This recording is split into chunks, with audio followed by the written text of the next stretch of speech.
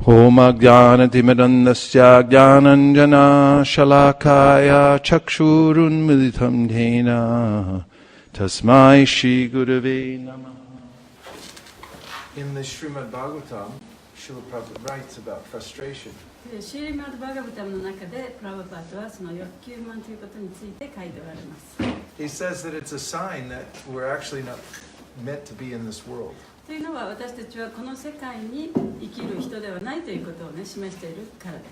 Because if we were synonymous or we were harmonious with this world, we wouldn't feel frustration. でもし私たちがこの世界と調和の取れた生き方をし調和の取れた風に生きていけるんだったらそういう欲求不満というものは感じないかもしれません。We wouldn't notice the difference. 違いがわからないですね。And actually, frustration is, as we'll find from the beginning of the Bhagavad, the gateway to self-realization. でその欲求不満という感情は精神世界に通じる扉とも言えます。There's only two kinds of people who are completely happy in this world. この世界の中で完璧に幸せ感、幸福感を感じている人というのは2種類あります。One is the person who is completely self-realized. 一つは完璧に自分を悟った人。And the second is the fool. 2番目は愚かな人。Everybody else in between is frustrated. その間の人たちはみんなやっぱり欲求感が溜まっているはずです。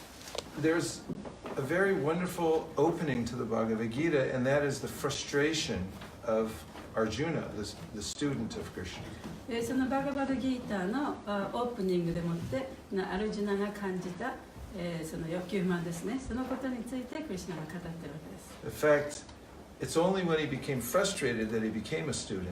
そしてそのアルジュナがそのクリシュナの生徒になったというのはその自分にそういう欲求不満な感じが出てきたから生徒になったんですね。He didn't see any way out of the situation he was in. 自分がいる状況からどういうふうに抜け出していいかわからなかった。How many of you here have ever been in a situation where you didn't see a way out? でそういう状況になったことのある人、どうやって抜け出していいかわからなくなったような状況に。So what did you do?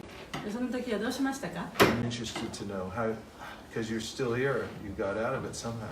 で皆さんここにいらっしゃるから、まあそこから出たってことですよね。What does one do when one has a situation that can't get out ど of? うしようもない状態になった時に一体どんな Let's ことを ask します Andrew か？ Nooner. You gave us the answer this morning or last night. You put your hand in the bag and you Well, pray. that's not fair if I gave you the answer. Go ahead. You put your hand in your bag and you pray. Put your hand in the back and you pray. 昨日の夜のお話の中でね、バイシュネカプラブはその自分の手をビーズバッグに入れてチャンティングをするというふうにおっしゃいました。それが一つの回かもしれないです。そしてそこで祈りをすると、じゃあ誰に一体祈るんですか？ Praying to Krishna. クリシュナに祈ります。 Okay. So ask somebody who knows more than you do. That could be a help. だから自分よりももっといろんなことを知ってる人に助けを求める。それでもいいかもしれない。Actually, these moments where we become utterly frustrated, we find a situation that's impossible to get out of, that they open for us an opportunity sometimes to be sincere.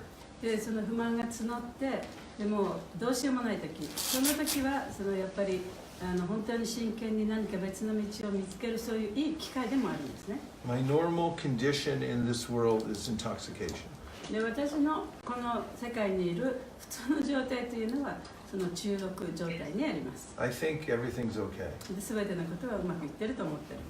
And when I feel scared or frustrated, then I have a slap in the face where I suddenly feel that, boy, I'm really not okay. I should be more serious. で、いつもそのうまくいってるとは思ってるんだけれども、その怖いことがあったり不満があったりするようなことが出てきた時にはね、こう頬を叩かれたようにね、本当はここで大丈夫じゃなかったんだと思うようになるでしょう。 And that's what happened with Arjuna. で、そういうことがアジュナに起こったんですね。He suddenly realized that I'm over my head. で、アルジュナがね、もう私は自分でどうにもできないというそういう状態に陥ってしまった。And he turned to his friend Krishna, そして自分のお友達であるクリシュナの方を向いたわけです who ね。 just happens to be the Supreme Personality of で、ク God. リシュナは、偶然にも最高人格出身で、 And he said, okay, I give up. I surrender to you. で、私はもう諦めましたと。あなたに復讐しますと言ったわけ This です。 is a very important part of the Bhagavad Gita. そこのところはバガバッドギータの中でも非常に大切なところです。 Because this is the beginning of actual spiritual life. というのはそこのところから精神生活というものが始まるからです。 There's another story in the there is a story in the Srimad Bhagavatam which gives a similar sense of desperation and turning towards God. そしてシーマル・バガバタムの中にも同じようなお話があって、その本当に自分の不満が募った時にやっぱり神の方を向くというそういう話があります。 There's a story about an elephant named Gajendra. ガジェンドラという名前の象がいました。 Actually, Gajendra was a king in his previous life. で彼の前世ではその王様だったんですね。 He was named Indradumna. インドラ・ジュムナという名前の王様でした。 And he had offended a sage. でその、偉大な聖人に侮辱を犯してしまったんですね。 He didn't mean to, but it just happened. もちろんそういうふうに侮辱を犯す意図はなかったんですけれども、犯してしまったと。 And the sage said, because you're acting like a dumb person, in your next life you should become a dumb elephant.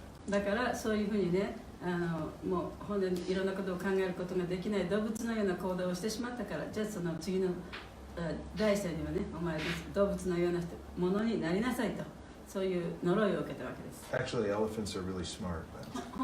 本当のところは象というのは非常に頭のいい動物ですけれども、 But anyway, he became an elephant in his next life. とにかくその彼はその来世に象になったんですね。 He was in a heavenly planet. でそれは天国の惑星にい And he まし was た。 the king of the elephants. で象の王様だったんですね。 And one day he was going to take a bath with all his family members. ある日自分の象の家族と共にその水浴びに行きました。 And they were walking through the jungle. でジャングルを通り抜けて、 And everyone else got out of their way. みんなその彼の行く道のをはばかる者は誰もいませんでした。 Because Gajendra was so big and strong. でガジェンドラっていうのは非常に強くてね、And 大きかったから。 have you ever felt like that? Like if so many people are getting out of your way because you're so powerful で and 自分は strong. そんなに力があるからね、みんな自分を避けて人の子、自分が歩いていくとね、避けているような感じしたことがありますか？ Yeah, sometimes people become very strong or very powerful, influential, and then people get out of their way, and then they feel like, oh, I'm special. でその自分がものすごく力があったり才能があったりするとね、こう自分が歩いていく道をね、みんなこう開けてくれる、そういうような体験したことがあるかもしれません。 It's easy to feel like that で自分がね、その素晴らしい人間だというふうに思ってしまうという because こ of とは簡単なことです。 this intoxication that comes from the material world. でその物質世界から来るそういうものにこう酔いしれてしまうんですね。 So Gajendra was crunching through the forest with all his family, and he came to this big lake.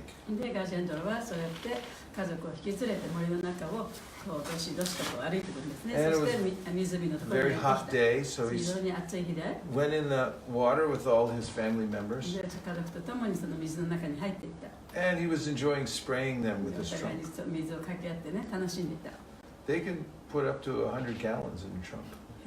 その象の花は100ギャラン、どのくらいあれだと分かりませんけど、そのくらいたくさんね、入ることができるんですね。 Yeah, he was enjoying life, taking care of his family. 家族の面倒を見ながら、家族と共に楽しんで、そうやって遊んでたわけですね。 And he was thinking everything's good. で、もうすべてがうまくいってると考えてた。 And then, bang, an alligator, a crocodile grabbed his leg. 突然ワニが来て彼の足に噛みついた。 Have you ever had a crocodile grab onto your leg? ワニに噛みつかれたことありますか？ Actually, Srila Prabhupada writes in that section that every one of us has a crocodile on our leg.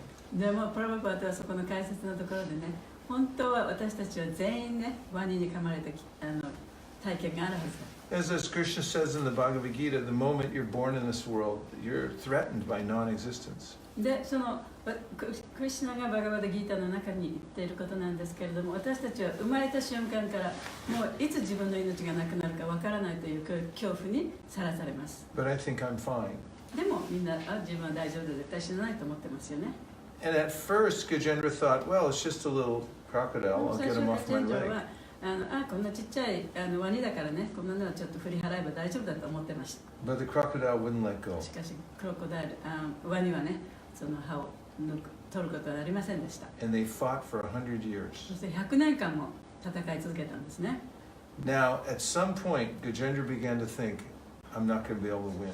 それで、そのずっと戦い続けていて、その象は、ガジェンドラはもう私はこれダメかもしれないと思い始めたんですね。 This is a revelation that everyone has in this world at some time. だからそういうふうに考えることはね、誰もがこの世界で生きていく上で考えたことがあるはずです。 It's very hard to have that because I want to stay in this world at any cost.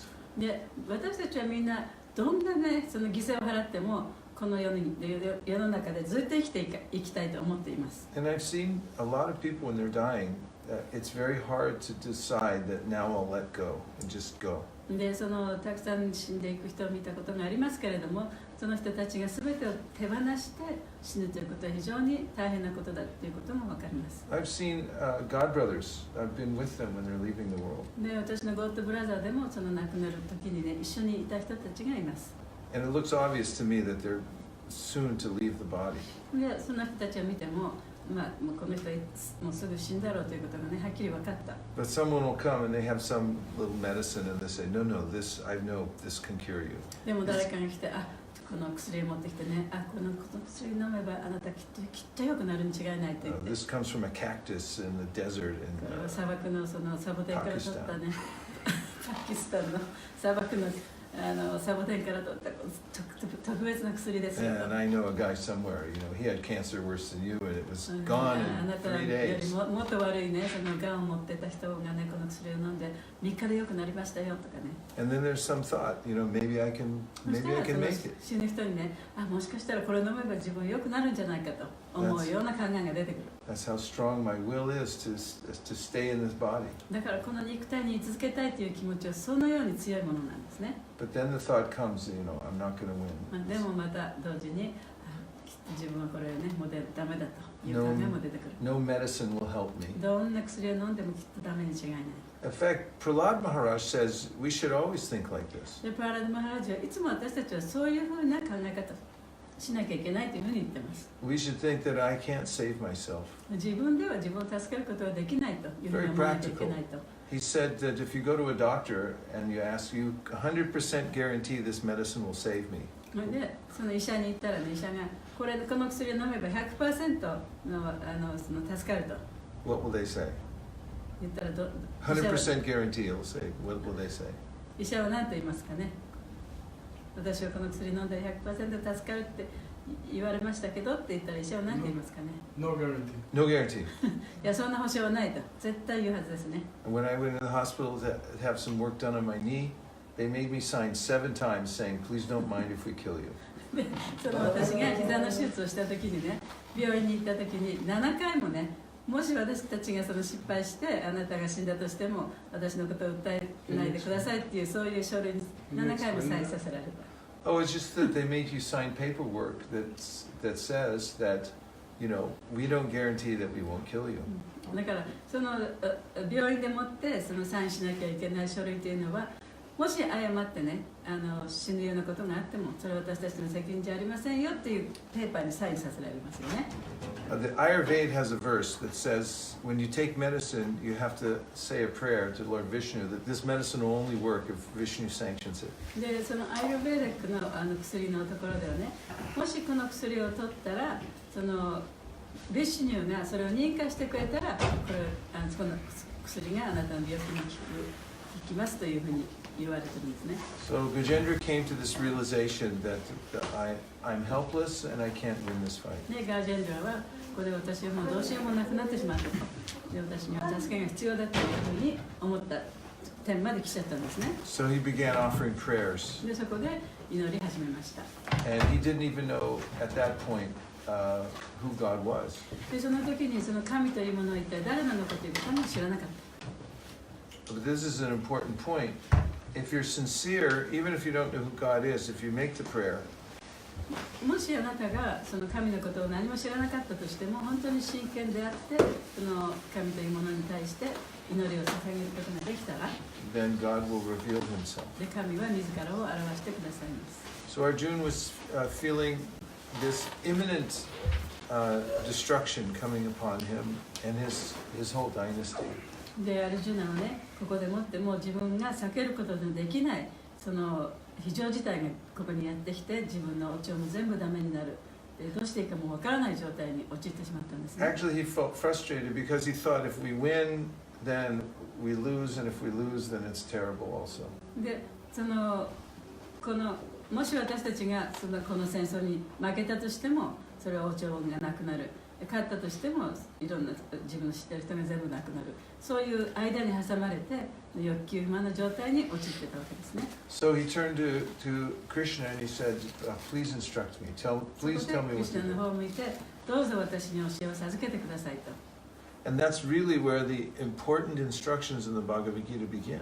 でそこからバガバダギータの本当の大切な教えというものが始まります。So having the right attitude to approach the Bhagavad Gita. でバガバダギータを読むにあたって正しい態度を持って読まなければいけないということなん And です、ね。 having this kind of sincerity in one's heart when one's offering prayers そして心の中でその祈りを捧げるような真剣な気持ちがなければいけない。 is a prerequisite for advancing in spiritual life. でそれが精神生活で発展していくためのその下準備というかね、必要な資質なんですね。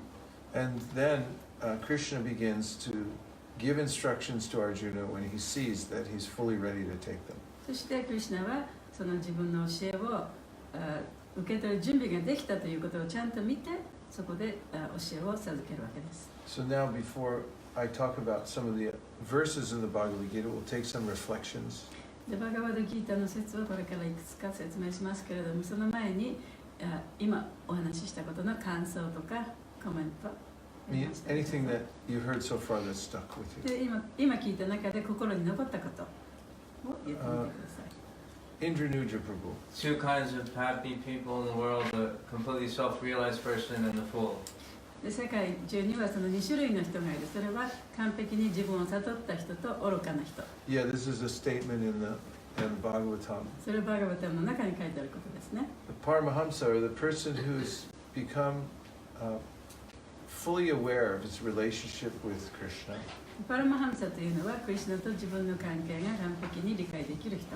And no longer has a connection to the material で world. そういう人というのはもはや物質世界との関係がありません。 And the fool who thinks that he's actually happy. 愚かな人というのは自分がね、本当に幸せなんだというふうに感じている人。Satydev Prabhu? Yeah, you made the point that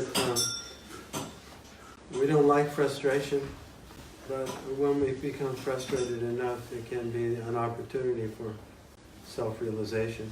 欲求不満というのはあまりみんな好きな感情ではないですけれども、本当に欲求不満の状態になったならば、それはその自己を悟るための素晴らしい機会でもあるということをおっしゃる。 And it made me think of the concept in Alcoholics Anonymous. そのことはそのアルコール中毒のその患者さんたちの集まりがありますね。その集まりのことをちょっと思い出しました。 Before you can go up, you have to hit the bottom. でそこで言われているのはね、その自分が改善していく前には、良くなっていく前にはやっぱりどん底に落ちなきゃいけない。 Jai Shri Shri Radharani Ki Jai. And as far as people leaving the body, most people aren't ready, and the struggle, and are afraid to the end. でその人が亡くなる時の話もしてくださいましたけれども、大体の人というのはやっぱり自分が死ぬ準備というのはできてないんですね。で死ぬ時にやっぱり何を起こるか分からないから怖い。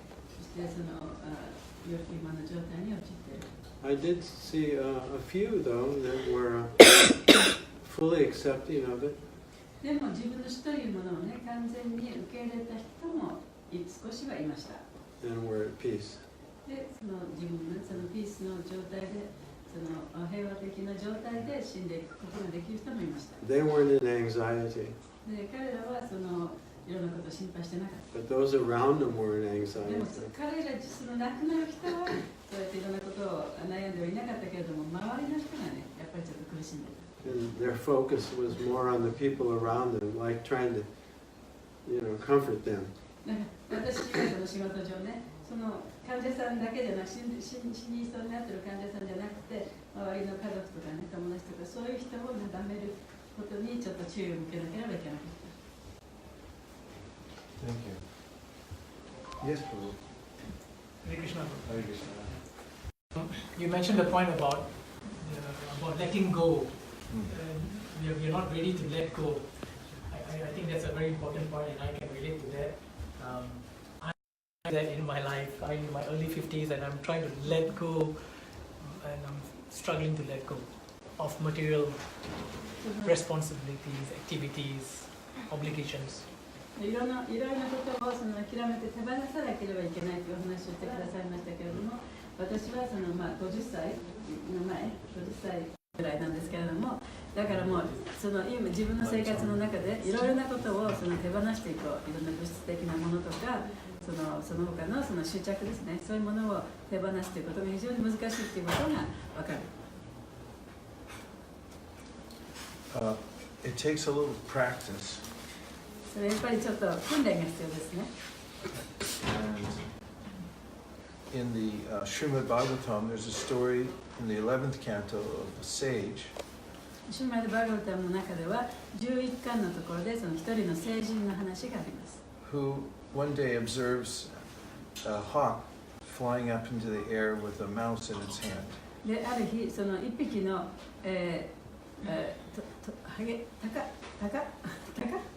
ハーク、まあ、一匹の鳥がね、その自分のトンビがくちばしにネズミをくわえて飛んでた。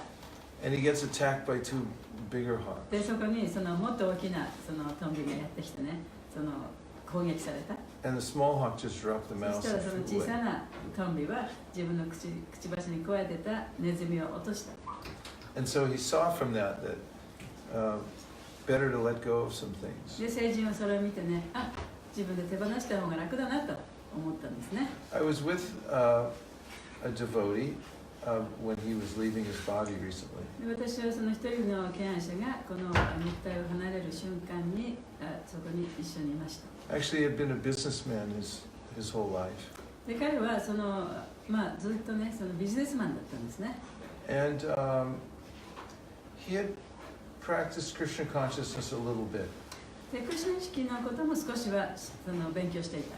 And now he was making a really strong effort at the end. そしてその最後の方にね、人生の最後の方に一生懸命頑張ってクリシュナ意識になろうとしていた。And he was getting help from some devotees. そしてディボティからもいろんな助けをもらっていた。And when I met him, he was telling me that he said, all my life I've had the attitude and the mentality of trying to get more money and hold on to it as much as possible.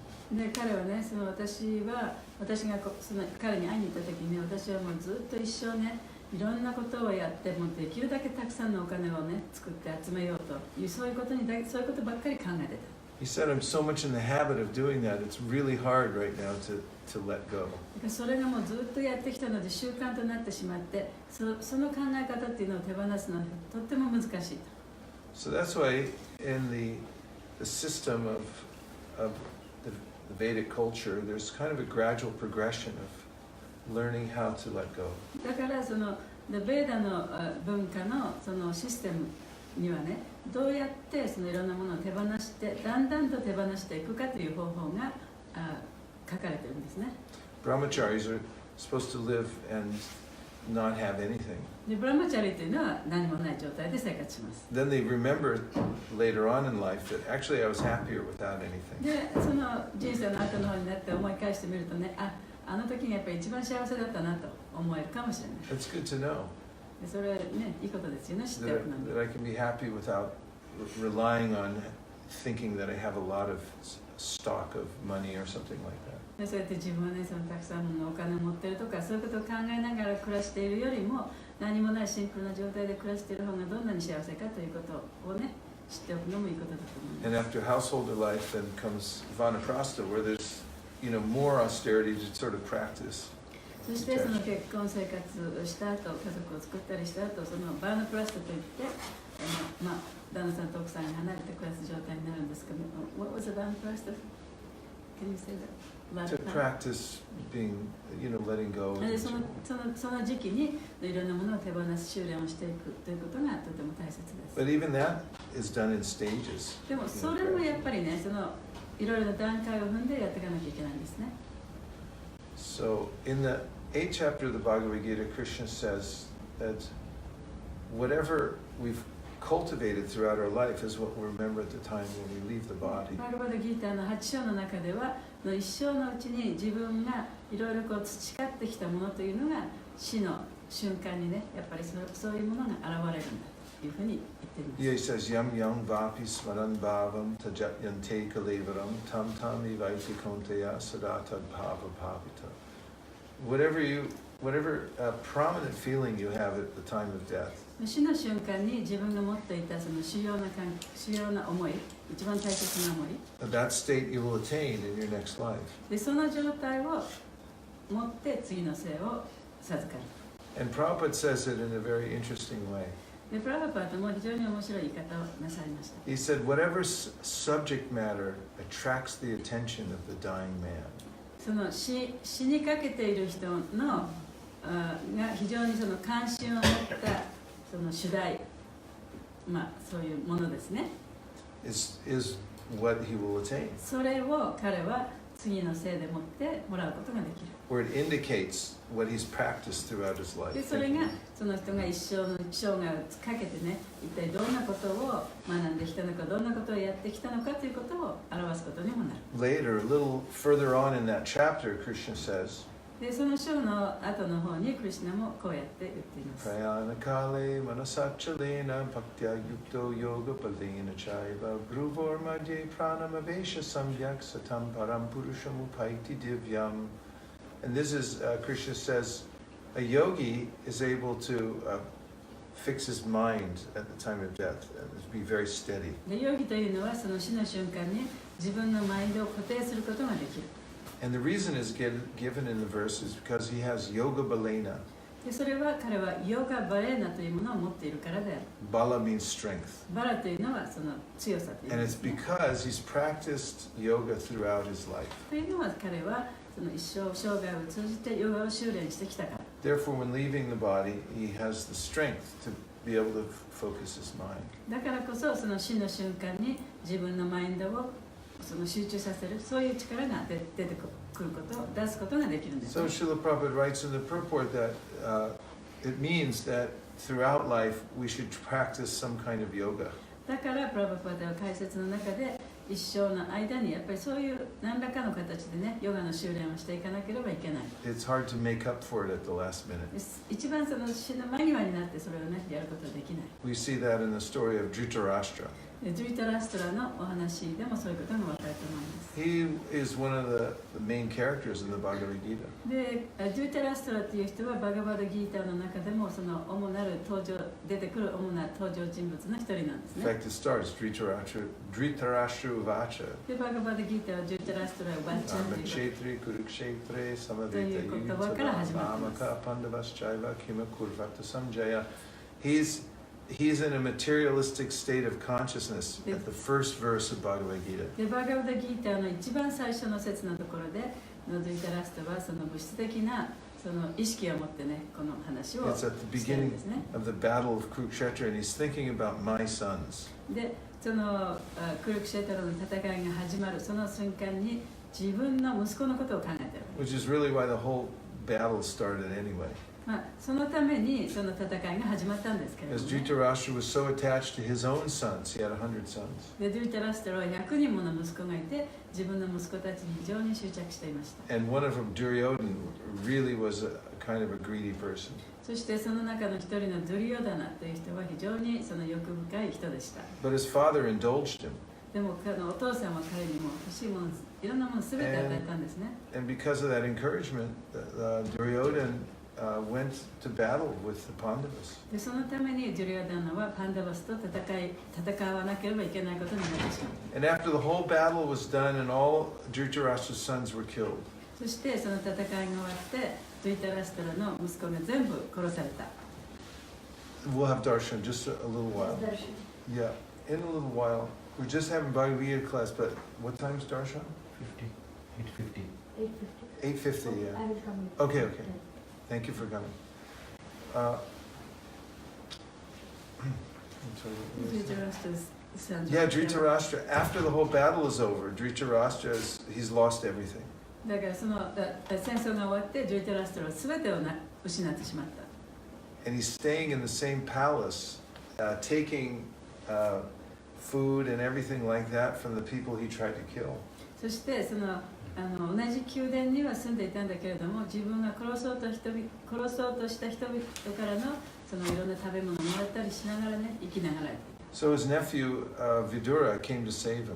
で彼の甥のビドゥーラっていう人が彼を助けにやってきました。 And in the middle of the night, when no one else knew about it, he got Dhritarashtra. He said, "Let's get out of here. I'm taking you out of this palace." でビドゥーラが真夜中で誰もいない時に、じゃあジュリタラストラね、私はあなたをこの宮殿から出して助けてあげますよと助けに来たわけ He ですね。 said, "You're so attached, you can't even see you're about to die soon." であなたはね、そんなにそう執着してて。自分が死にそうになっているということもわからないじゃないですか。 And you're living in a very embarrassing way. こんなね恥ずかしめを受けながらこうやって生活してるじゃないですか。 You tried to kill these people, and now you're living in their house. であなたはこういう人たちをたくさん殺そうとしていたにもかかわらずその人たちの宮殿でこんなふうにして暮らしてるじゃないですか。 So Vidura took him out into the forest and started training him as much as he could to fix his mind to be ready for death. でビジュラは彼を森の中に連れて行って、できるだけのことをしてあげてね、自分のマインドがちゃんと固定されるように訓練してあげた And んです it ね。 helped a lot. でもちろん彼の大きな助けとなりまし But た。 Prabhupada mentions that he wasn't able to reach the topmost level. でもプラバパートがおっしゃったのは、その王様はやっぱり最高の地点には達することができなかった。 He started too late. He had too much to overcome at the last minute. でその最終的にやっぱり自分が乗り越えなきゃいけないものがたくさんありすぎた。 So Krishna's saying that we should prepare ourselves throughout life. だからクリシュナはその一生のうちに私たちはそういう準備をしていかなきゃいけないと言ってるんですね。 And then he talks about the way the devotees prepare themselves. そしてディボーティーはじゃあどういうふうにそういう準備をしていくかということについても話しています。 They learn to depend on Krishna for で everything. 彼らは全てのことをクリシュナに委ねるということを学んでいきます。 And they think that whatever things I have, whatever money I have, that's okay. It's not that they have to give it away or something like that, but they use it all in Krishna's service. ディボーティーというのはその私たちにいろんなものを持っていたりお金が持っていたりしますけれども、それでもいいと。ただそういったものをクリシュナへの奉仕に使わなければいけないというふうに考えている。 They practice depending on Krishna. でそうやってクリシュナに頼って生きるということを修練してるんですね。 They do their duty, whatever they have to do, but they leave the result up to だ Krishna. から自分の果たさなければならない義務というものはちゃんと果たしていくけれども、その結果というものはクリシュナに委ねている。 And Krishna says, Ananyateta satatam yomam smarati nityasaha, that they always just depend on me and think of me. そしてディボーティーというのはいつも私に頼り、私のことを考えていると言っています。 That's the best kind of yoga. それが最高のヨガと言えます。 And he says the person who does that very easily overcomes the hurdle of birth and death. でそういうことができる人というのは簡単にその生と死の繰り返しを超えることができる。 The yogis, says Krishna in the 8th chapter, make a plan of exactly what time they have to leave the world. でヨギというのはね、いつもう正確にいつ自分はこの世の中から出て死ぬかということ、その時間をちゃんとね自分で計画することができる。 Just like with regular travel, there's good times to travel and bad times. で旅行する時もね、いい時期と悪い時期とありますよね。 But Krishna says the devotees, they're not worried about those kind of デ calculations. ィボーティーというのはそういう、ね、正確な時間に自分が死ぬとかそういうことはあまり関心がない。 Because their whole system is simply depend on と Krishna. いうのは彼らは全てのシステムをもうクリシュナに委ねているわけですから。 And they perform devotional service, そして敬愛奉仕をやっていく。 which means that they dedicate everything to Krishna. これどういう意味かというと、全てのものをクリシュナに捧げるという意味です。 And then Krishna says at the end of this chapter that this if somebody lives like that, then they don't lose anything. でクリスナはその章の最後のところでね、もしそういう人たちがそういうような生活を続けていったら、その人にとって失うものは何もないというふうにおっしゃってい Vedeshu ます。 yagneshu tapasu chaiva daneshu yat punyapalam pratishtam atyeti tatsarvam idam viditva yogi param stanu uphaiti charyam. This verse Krishna says at the end of this chapter about attaining the supreme. でこの説はこの章の最後のところでクリスナが言ってるんですけれども、その最終的に最終目的に達するということについて言ってる説です。 Those who engage in bhakti yoga, that is the yoga of devotion to Krishna. でバクティヨガというのはクリスナへのその献身の気持ちを持つというそういうヨガですね。そういうことをやっている人というのは、 Then they don't lose anything. 彼らは失うものは何もない。 They get all the results of studying the Vedas, of performing sacrifices, ベーダを学んだり、犠牲を払ったり、 of giving in charity. 事前を施したり、 Vedeshu, Yagneshu, Daneshu, Taiva, all the kinds of pious activities that you can get. さまざまな善行をしたり、そういうものの結果というものはね、すべて手に入れることができる。 Devotees get all these things by performing devotional 敬 service. 礼をすることによって、そういうことによって得られる結果というものをすべて手に入れることができる。 So Krishna recommends that one dedicate one's wealth, だからこそクリスナはその自分の富、 one's intelligence, 知性、 one's words, 言葉、 and one's prana, life. で自分の命そのもの。 He said actually everyone should dedicate these four things to Krishna. でその4つのものをね、すべてクリスナに捧げなければいけないというふうに言っています。 So what are the four? じゃあその4つ何だったでしょうか。 Wealth, 富、 intelligence, 知性、 Words. words, 言葉、 and life. そ Yeah, して that's 命。 right. And so that's what Lord Chaitanya Mahaprabhu taught also. でそれはチェイタニア・マハプルに私たちに教えたことでもあります。 And he said you don't have to leave your family で家族からね、その離れる必要はないと。 or your village or your country. あるいは自分の国や村から出ることもない。 Because Lord Chaitanya, when he was traveling in South India, he was teaching people how to practice devotional チェ service. イタニア神が南インドを旅しているときに、どのようにその敬愛奉仕をしていくかという方法を教えて歩きました。 So here's a couple of practical things that he taught everywhere he went. で、彼が行くところどこでもその教えた実践的な方法というのはこういうことです。 He taught that people should learn to chant the names of God. 神の名前を唱えるということをね、学ばなければいけない。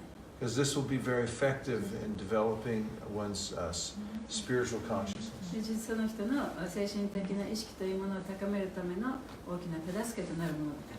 And he said that people in their villages, they should come together and they should talk about Krishna. そしてその村の人々がね、集まってクリスナのことを一緒に話さなきゃいけない。 Especially from books like the Bhagavad Gita and Srimad 特 Bhagavatam. にバガバドギータやシーマン・バガバタムのような本からの話題を話してほしい。 And they should try to reach out to other people to help them also become Krishna そ conscious. して他の人がクリスナ意識になるように、その他の人の手助けをしなきゃいけない。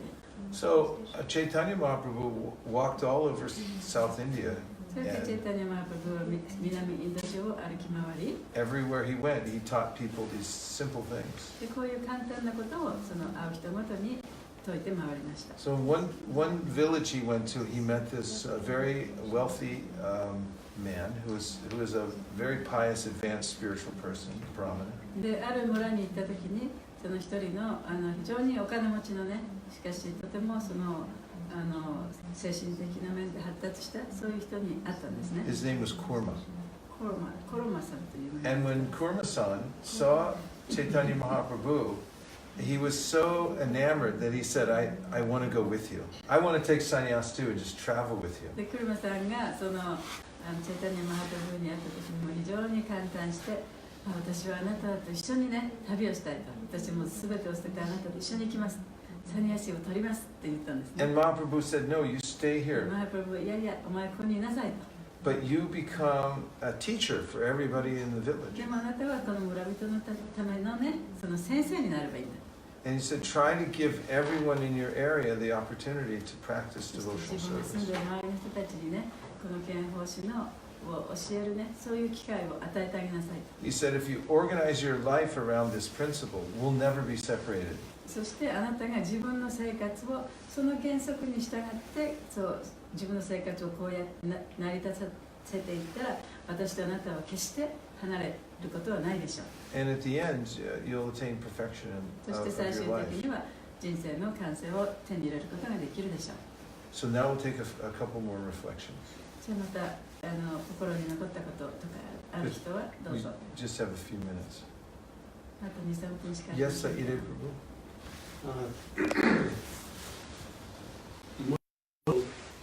When they die, they're not conscious. で人が死ぬ時にはね、大体の人っていうのは意識がないんですね。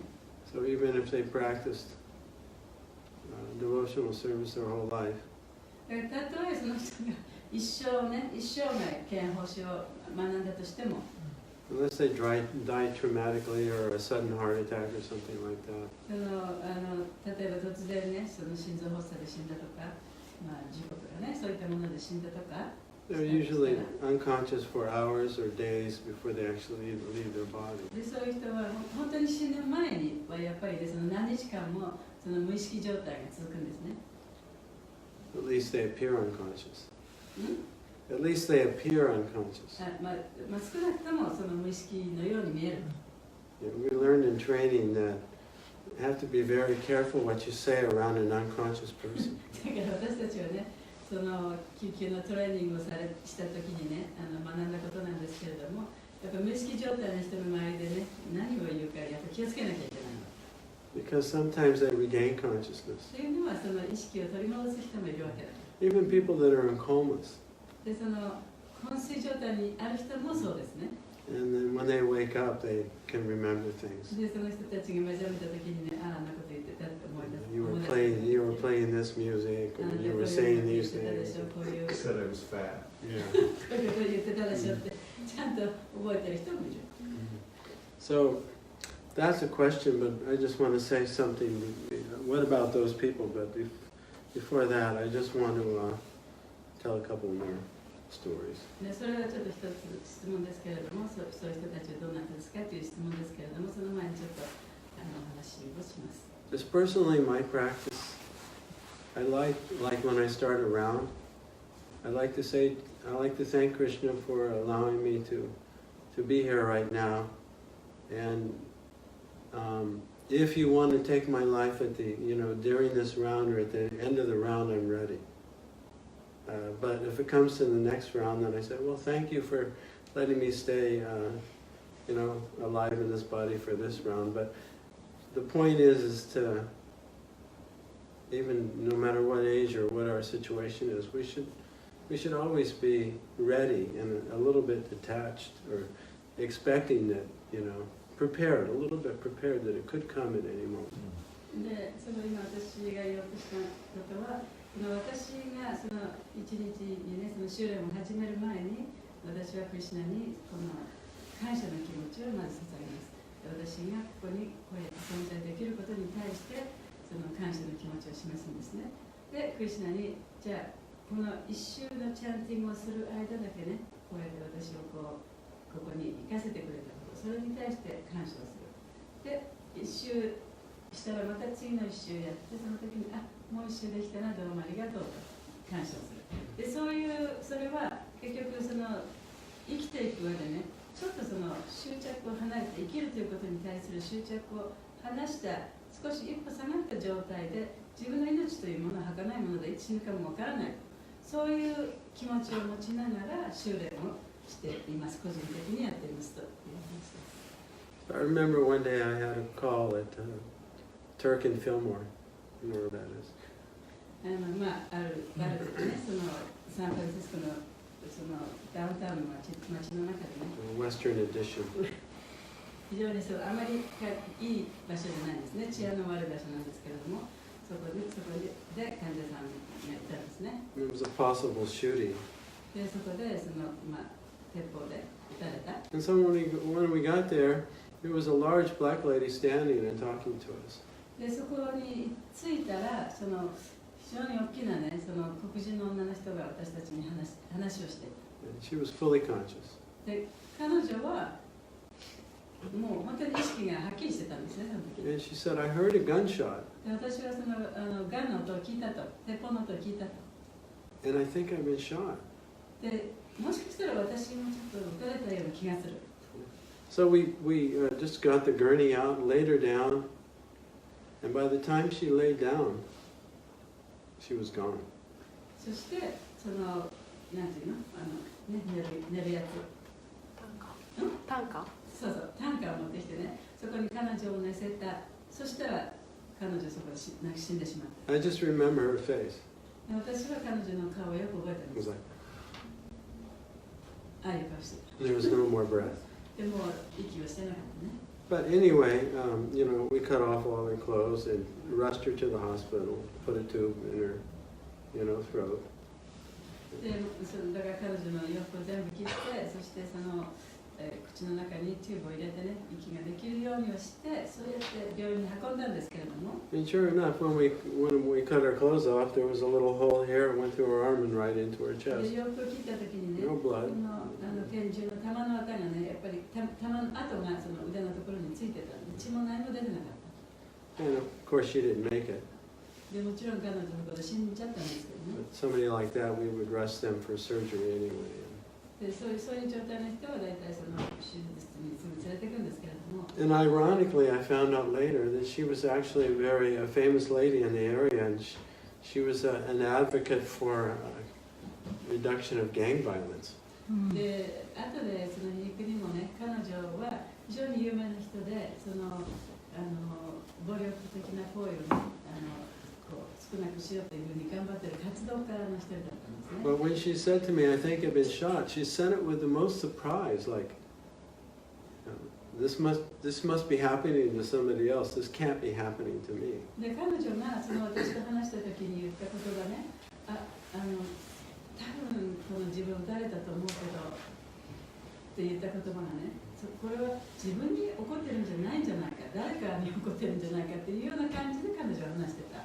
And I think within, 15 seconds or maybe 30 seconds of that, then she でもそ had こから left her, 30秒、 body. 15秒後でもう彼女は死んじゃったわけですよね。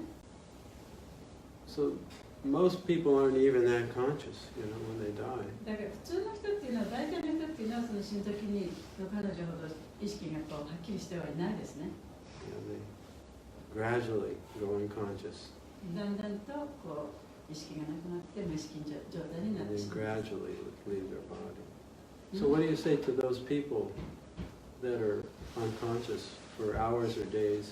でそうやってもうずっとね、何日間も何年間もっていう人もいま What すよね。 happens to them? その無意識状態にいる人、昏睡状態にいる人でいないってどういう状態なんでしょうか。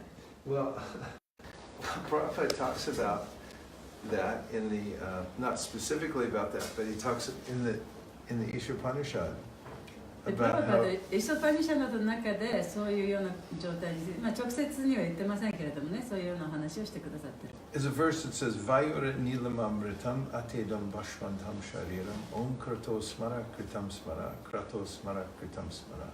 Let this temporary body be burnt to ashes. この一時的な体というのはその灰に焼かれて灰になる。 And let the air of life be merged with the totality of air. そして、この、命のその、空気というのはね、風とともにこう一体になっていく。 Now, O my Lord, please remember all my sacrifices. そしたらその神様に祈るわけですね。私が今までに払ってきた犠牲のことをすべてこういろいろ思い出してください。 And because you are the ultimate beneficiary, であなたこそが最終的に私たちに恩恵を与えてくれることができる人です。 please remember all that I've done for で you. 私があなたにやったことを全部思い出してください。 Prabhupada says in the purport, you don't have to remind the Lord what you've done for him. だからその主に向かってね、自分がこういうことをやってきたということを思い出させる必要はない。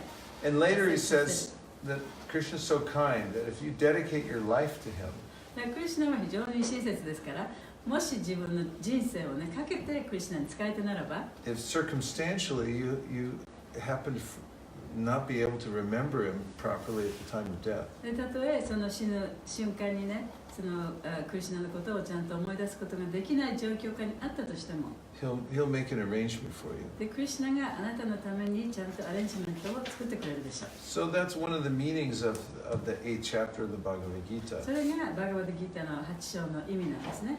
The devotees just give themselves in service to Krishna. ディボーティーというのはクリシュナに仕えるために自分を捧げている。 And they depend on him for everything, そして全てのものをクリシュナに頼っている。 including whether or not they're able to remember him at the time of death. でそれは死の瞬間にクリシュナのことを思い出すことができるかできないかということも含めてですね。 Of course, they try like anything. もちろんもう一生懸命そういうことを努力しますけれども、 And all the devotees around, if there are any, will really try to help too by chanting Hare Krishna. We saw recently when Gunagrahi Maharaj left his body, B.B. Govinda Maharaj was like, chanting in his ear as loud as he could. でその最近亡くなったグナグラヒマハラジという方がいるんですけれども、ビビ・ゴビンダ・マハラジがもう本当に彼の耳のところに行ってね、もうそのハレクリシュナのマントラを唱えていた。だからそういう状況でディボーティーは周りにたくさんそのディボーティーがいてね、やっぱりこう思い出させてくれる、そういう状況にいることもできる。Well, that's very reassuring. それで安心しました。So we came together for Bhagavad Gita class tonight. で今日は皆さんこのバガバダギータのクラスに集まっていただきました。 That definitely counts. それはやっぱりね、点数的 Yeah, にね、 because 溜まっていくでしょう。 Krishna says at the end of the Bhagavad Gita that anyone who's teaching this is very dear to me. でクリシュナはそのバガバダギータの最後のところでね、このお話を他の人にしてあげるというのは私にとっても非常に愛しい人だと。 So the very act of getting together just to have a discussion on the Bhagavad Gita is something that Krishna notices. だから私たちがこうやって自分からね、このバガバダギータを聞くためにこうやって集まってくるこの場所に来たということはね、きっとクリシュナが気づいてくれることだと思います。 And by the way, it's the way that you can, if you had to start the Hare Krishna movement all over again, that's how you would do it. そしてそのクリシュナのこの運動というものを最初から始めるとしたら、ここから始めればいいんですね。こういうところから始めればいいんですね。 Advaita Acharya did it. He sat and had open class on Bhagavad Gita every night. でアドイタチャーリもやりました。そのバガバダギータのクラスをそこでやって誰もが来れるようなね、そういうクラスを開いてた。 And Prabhupada did it. He went to New も York やりましたね。 and just put up a little sign says, I'm having Bhagavad Gita class 3 nights a week. で彼もちょっと小さいサインを作ってね、私は1週間に3回バガバダギータのクラスをそれから来てくださいってそこから始めました。 So anybody in any place can hold an open class on Bhagavad Gita. 誰でもどこでもね、そのバガバダギータのオープンのクラスをすることができるはず If you don't know much about it, just pass the book around and read. です。でもし自分がね、バガバダギータのことをあまり知らなかったとしても、その本を回してね、みんなで読み合えばいいんですね。 So we make a special prayer to Shishi Radha Govinda. でシューシューラーダ・ゴビンダに特別なお祈りを捧げましょう。 Please inspire all the devotees who have attended this class tonight, either in person or online, 今日このクラスにここに来ていただいた皆様、あるいはオンラインで聞いている皆様 to always feel inspired to hear the Bhagavad Gita and to teach it to others. でいつもこのバガバダギータを聞く、そしてそれを他の人に教えるというそういう励ましをくださいますように。 And that we may always remember Shishi Radha Govinda's lotus feet. そしていつもシューシーラーダ・ゴビンダの蓮華のような御足を思い出すことができますように。 And especially when we're leaving this world. 特に私たちが死ぬ間際には。 Everyone who agrees in whole or in part in でこの whatever I've just その said, 祈りの言葉に完璧に同意する人、あるいは部分的に同意する人は please say Hare ハレ Krishna. クシナと言ってください。 Hare Krishna. And thanks everyone for joining us online tonight. 今日皆さんオンラインで参加してくださってありがとうございます。 Gaur Premanande, Hare Nitai Gaura Hari Bo, Hari Bo, Hari Bo, Nitai Gaura Hari Bo, Nitai Gaura Hari Bo, Hari Bo, Hari Bo, Nitai Gaura Hari Bo. Vanchakalpadurusha, Kripasindhya, Patitanam Pavanebhyo, Vaishnavebhyo. Jari Armarman. Nachari Armarman, Nachari Armarman, Nachari Armarman, hey, Nachari Armarman, Nachari Armarman, Nachari Armarman, Nachari Armarman.